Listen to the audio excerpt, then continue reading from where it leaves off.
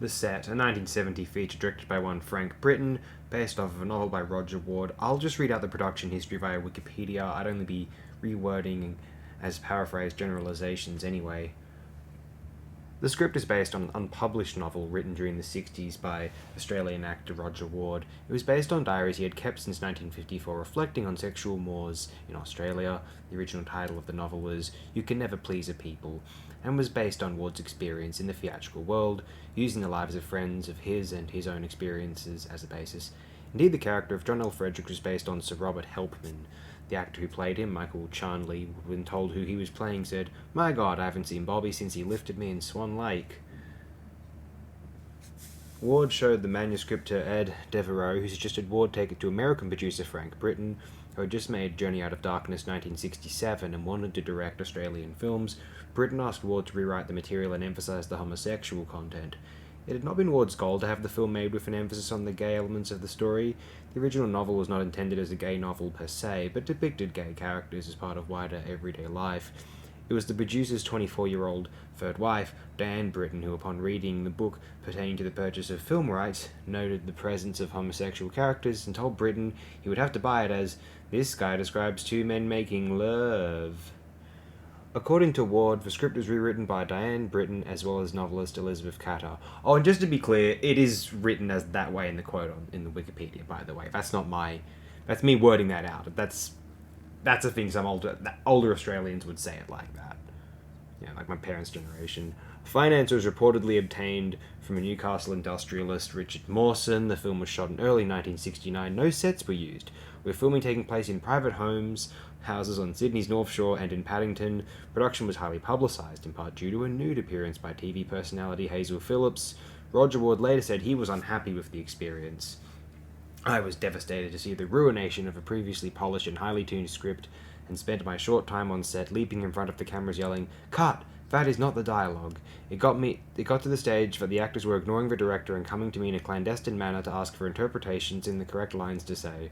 Understandably, the director was angered by this, and I was packed up and sent out of town on a phony publicity tour, so a lot of the film went through without my input or salvaging and ended up in what I thought at the time was a cringe-worthy state. So the risks I faced at that time, and they were real risks and they did eventuate, was one of being a laughingstock, of being embarrassed for creating such a badly written script." The cast of the film was eclectic, featuring professional actor Rod Mulliner, who had an extensive track record in the Crawford staple of productions, including Homicide, Division 4 and Matlock Police, who went on to appear in Against the Wind and Prisoner. Well-known TV personality Hazel Phillips was cast as lead character Peggy Sylvester by producer Frank Brittain, but was not the first choice of writer Ward, who wanted Carol Ray for the role. On casting, Ward said, "Frank chose Hazel Phillips, a non-actress at the time. She was a trier, and today, 30 years later, her performance stands up okay, but then I thought she was a disaster. The lead guy who plays Paul was an unknown called Sean McEwen, 21 years old, soft, sensitive. I hated him, but looking back, he was marvelous. To this day, he was a great actor. Michael Charnley was great, but others were hopeless. Non-actors were used when strong actors were needed to deliver such dialogue." Other casting of note were cameo appearances from Sydney's gay icons Ken Candy Johnson and Tracy Lee. Lee, real name Maxwell Ritchie, was a cabaret artiste and female impersonator who had been active on the Sydney club scene as a female impersonator since 1953. He created the persona of Tracy Lee in 1959. Johnson, who started drag performances at parties in the early 60s, became a Sydney club entrepreneur in Sydney's camp scene, first operating Candy's Garden of Eden in Enmore, became a partner in nightclub The Purple Onion, and opened Ken's Karate Club, the sauna which became Ken's of Kensington before closing in 2012. The film itself is not the... This is...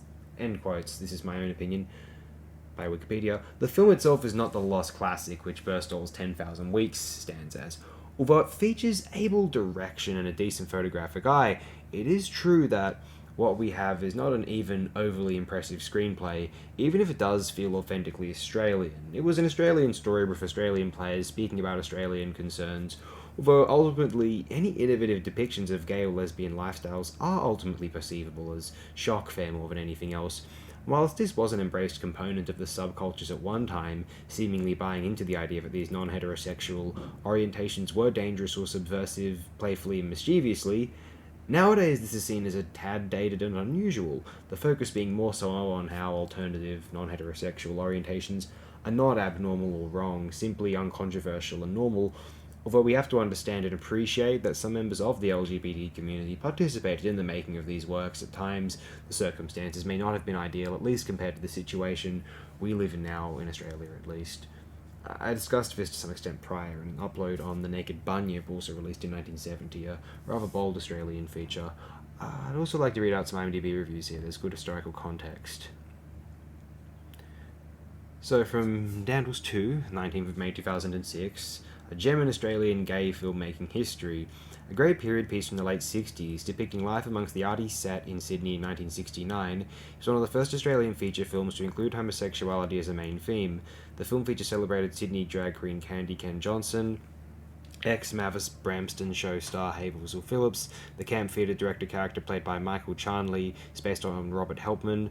The film has a number of fun, campy moments, which helps make it a gem in Australian gay film history. The Australian tabloid press sensationalised the scandalous nude scene by Hazel Phillips in the swimming pool, rather than any depiction of homosexual relationships.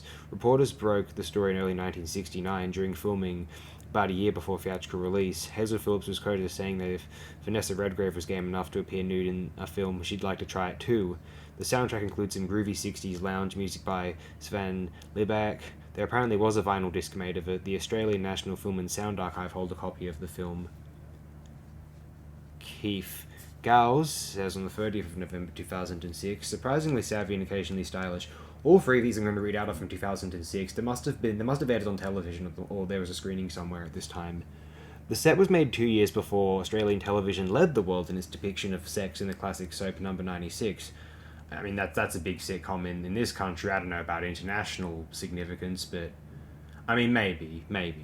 Clunky and clumsy though much of the film is, there is a freshness and immediacy about some of its scenes that is very taking. Yep. Hazel Phillips is to stand out in a generally unexciting cast. She alone has the style and elegance to convince us that this is a genuinely groovy set of people challenging the still stifling moors of Australia as it enters the 1970s. Although the film was regarded today, if at all, as an oddity, Hazel Phillips and a few of the other actors present a fascinatingly savvy commentary on a transitional period between prudery and permissiveness. Yeah, Hazel Phillips is one of the things that's more captivating about the film, at least for some of us viewers. I mean, no disrespect to anyone, but, you know, sorry. Anyway, Richard Garin says, riveting on the 16th of December 2006. My memories of this little-known Aussie film are dim at best, but I am clear on a story told me by the remarkable and now late publicist, poet, and friend of mine, Adrian Rawlins. He took American reviewer Rex Reed along to the set around the time of its release in Sydney, possibly even its premiere. According to Adrian, Rex was wont to walk out on anything he thought was less than worthwhile. At the end of the performance, Adrian said, "That was awful. I can't believe you sat through the whole thing." To which Rex replied, I know. It was so bad I couldn't move. I was riveted to my seat." Today I'm not sure where Rex Reed is. Adrian is immortalised in bronze on a pillar in Fitzroy in suburban Melbourne, his hometown. As for the set, perhaps a retrospective of Australian cinema may bring this little attempt at breaking new ground to light again sometime in the future. Well, as of now, there has been a couple of, what would we say? I don't know to what capacity, but there was there were web releases of the set. I don't know if this is via, like the ABC and the SBS. They've got these online services. Maybe they decided to upload it there, because obviously the National Film and Sound Archive would have a copy of this. Maybe they decided it was culturally significant enough to share it. You know, just a bit of like, hey guys, look what we did in the past. Weren't we ahead of the curve? And it's like, kind of, but it's also a bit of it's a clumsy attempt, not without merit. Decent film. Better than the Strange Holiday film we discussed, at least. Anyway, we'll close it here. Thanks, everyone.